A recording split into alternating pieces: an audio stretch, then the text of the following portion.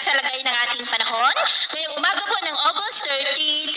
2025. Sa ngayon po ay patuloy pa rin natin na binabantayan ang dalawang sama ng panahon na nasa silangan ng ating bansa sa loob at labas ng ating area of responsibility. Ang nasa labas po ay nasa layo ngayon ng 2,410 km east ng Mindanao at hindi pa naman po yan nakitaan na magiging banta dito sa ating bansa, habang ang nasa loob ay nasa layo po ng 519 km east ng Dinagat Island at base po dito sa wind map, may posibilidad po na lalakas yan bilang bagyo habang kumikilos pataas at kung sakali na maging bagyo ay tatawagin sa local name na Bagyong Kiko, pero paalala lamang po na posible pa na magbago ang forecast na ito kaya patuloy po tayong magantabay sa mga susunod po na updates. At sa ating naman pong long range forecast, maliban sa mga sama ng panahon nating binabantayan ngayon ay posible pa rin ang pamumuo ng mga sama ng panahon sa mga susunod na araw at ang development ng mga yan ating babantayan, lalo na po at nagbabanta na magsimula ang La Nina season sa susunod po na buwan. Samantala, ang Bagyong Jacinto ay nasa kanluran pa rin po ngunit papalayo na.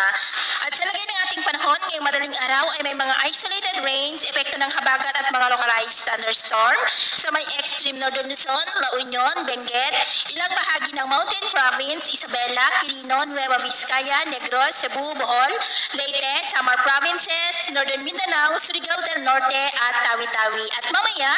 ay sisikat naman pong araw sa malaking bahagi ng bansa pero may tsansa pa rin ng maulap na kalangitan with isolated rains sa may Mountain Province, Aurora, Zambales, Bataan, Metro Manila, Oriental Mindoro, Palawan, Romblon, Masbate, Iloilo, Negros, Cebu, Leyte, Samar Province,